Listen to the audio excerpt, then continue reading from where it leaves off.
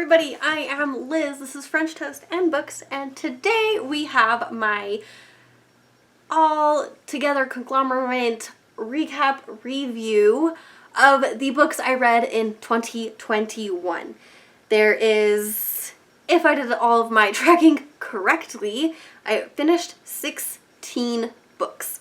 And I will do a really brief overview of my rating and basically how I felt about it. If you want a more in-depth review, let me know in the comments down below. The first book I finished in 2021, we'll start with January. So the first book in January was War Storm by Victoria Aveyard. This is the last book in her Red Queen series, and I liked and didn't like a lot of the aspects of this book. I am giving it about a 3.5 stars. It was a solid book, but it didn't feel like a conclusion to me. There was a lot of open-ended, a lot of messiness, and I really felt like it needed another book. And I know that there is another book technically in the series, but it's like a series of novellas, and I feel like it really just needed a fifth conclusion story because there was just too many open-ended things, and I felt like a lot of character development on where the characters were by the third book came crashing down, and it was pointless, and it was a ride for me. Then we have Finale by Stephanie Garber. I gave it a 2.5 stars. I just struggled a lot. I really enjoyed like Scarlet's story in book 1. I didn't care too much for Talla's story in book 2, and kind of putting them both together by the conclusion, it felt like a bad soap opera. By the time I was so frustrated by the journey of Scarlet and Talla and their love interests and just what happened, I kind of angry read it. I'm really interested by the history, the premise, the world building, mythology of the book itself, and the clothes and wardrobes and everything is immaculately beautiful, but the story itself was garbage to me. This is the last book I read in January, and it is The Stars and the Blackness Between Them by Joandua Petrus. I gave this, I believe, a 3.5. I really wanted to give it a higher rating because the story all in all was beautiful. I loved the writing and the prose and how each different voice was very distinct when we switched between points of view. However, there was a specific plot device that I just didn't understand. I did not get it, and it was a detriment to the story for me. I have 3 books for February. We have Unravel the Dusk by Elizabeth Lim. This is the last story in her Spin the Dawn duology, and I love Elizabeth Lim's writing so much. I thought it was a great sequel and conclusion to the series overall. I struggled with a few aspects of the story, but I still ended up giving it a 4 out of 5. Next, we have Transcendent Kingdom by Ya Jessie. This book was an anticipated release for 2020 for me, and I sadly did not quite get it when I ended up reading it. I think it's because maybe snapshot stories are not typically for me. I need a little bit of a more solid arc or conclusion in my story, and I felt like this fell flat for me. I gave it a 3 star. I probably would have rated it higher if the little last chapter or epilogue or whatever was not in it.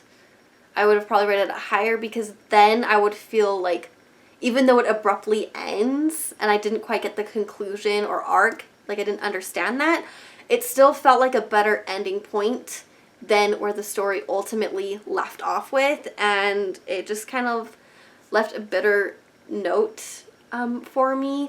I have a huge review on my Goodreads for it that really just sums up my conflicted, confused feelings about it. Next we have So You Want to Talk About Race by Ijeoma Oluo, and I loved it. I can't not rate anything like this 5 stars because it puts things into such a different perspective, and I'm so glad that I read this story. It's a lot to think about. Next we have The Invisible Life of Addy LaRue by V.E. Schwab. And since reading this, I have read a lot of reviews and others' opinions on the story, which definitely contradict or makes me think more about how I read and relate to the story. All in all, I originally gave it 4 stars, and I don't know if I'm necessarily going to change that rating. I know I could have rated it higher if a few plot points were addressed that weren't.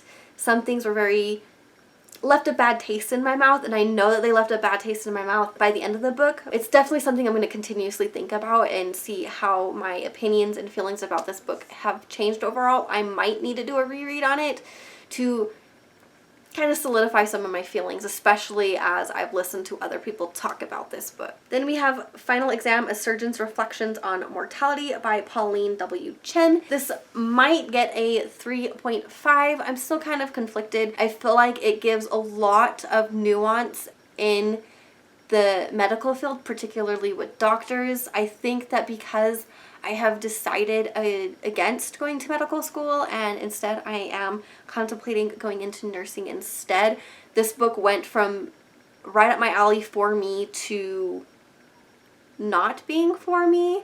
It still has a really good discussion about difficulties in high stress professions and the see one, do one, teach one mentality in medicine, which is something that I also dealt with doing my surgical tech school. It was affirming, but I also struggled with kind of the purpose and the reasoning and the kind of flow of the story overall.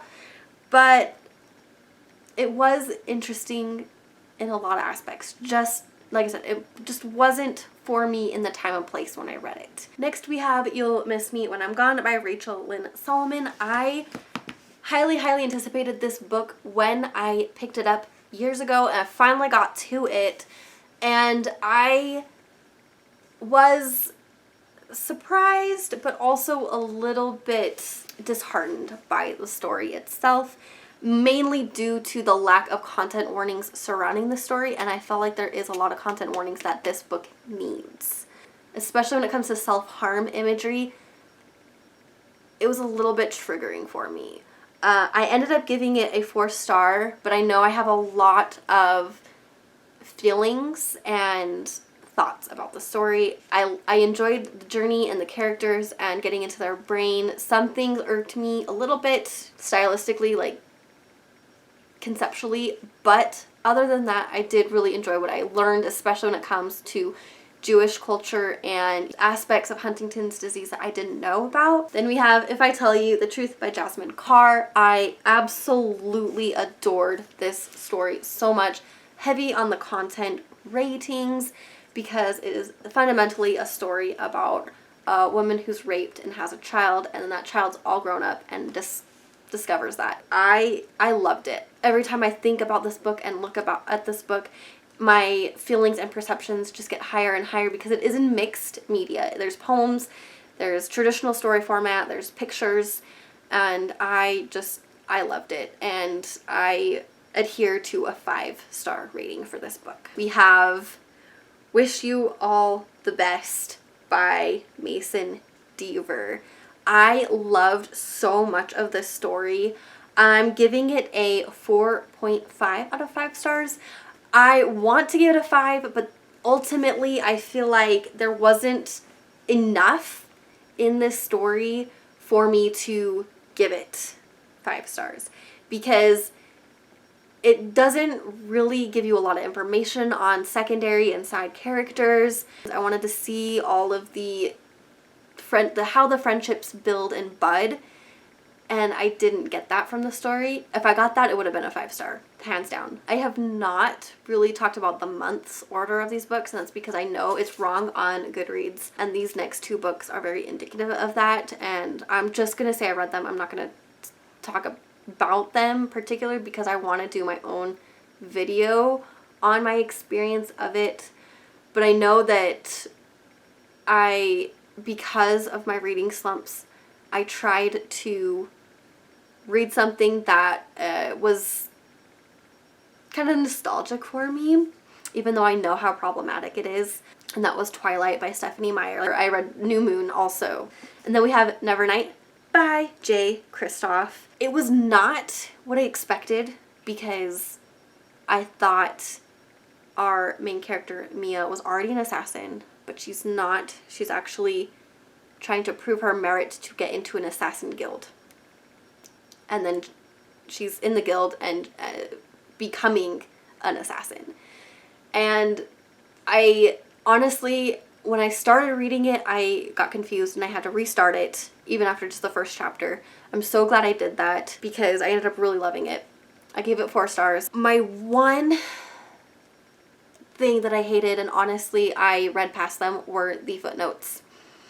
It was great historical context for the world, and I felt like it was world building without world building, which is its whole other can of worms. But like I said, the footnotes were a hot mess, and I skipped them until I decided I wanted to go back and read them because it just abruptly jars you out of what's going on in Mia's life, and I couldn't have that. Then we have Death in Her Hands by Otessa Moshfegh.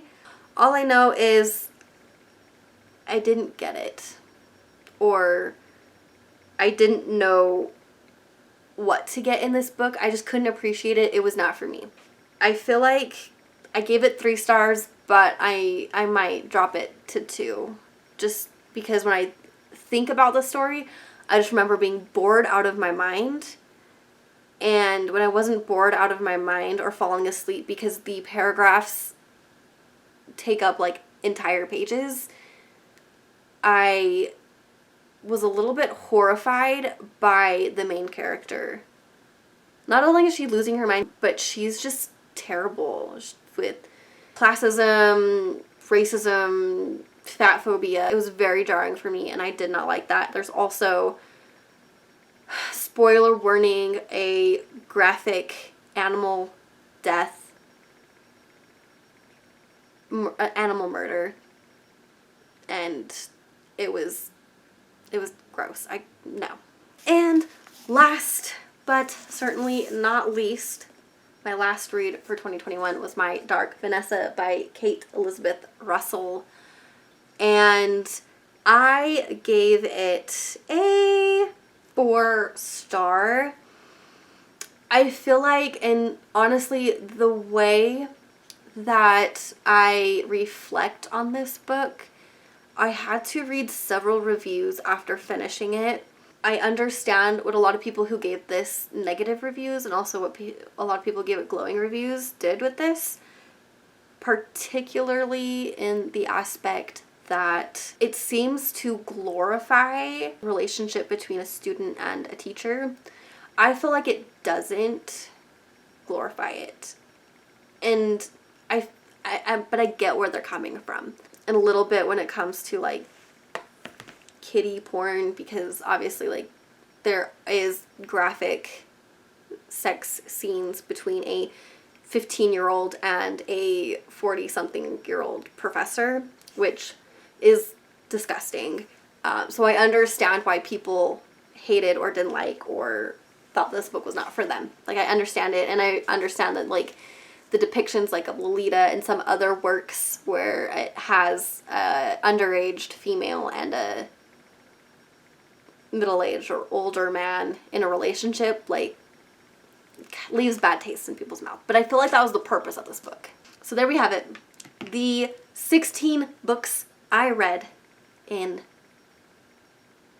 2021. It was a mixed bag of a year, but I can still look at it fairly positively. I think that it helps me push me into what I should continue to gravitate towards reading, or how to appropriately handle books that maybe are not for me, or maybe I need more time to think about. Because I feel like that's a common theme on a lot of the books that I did finish, is that they stick with me even after reading it. I have to do a lot of reflection. Anyway, that's all I have for you guys. Please let me know in the comments down below if you've read any of these books, what you thought about them. And also, what was your favorite book or books that you read in 2021? Thank you guys so much for watching, and remember, I love you. Until next time, bye!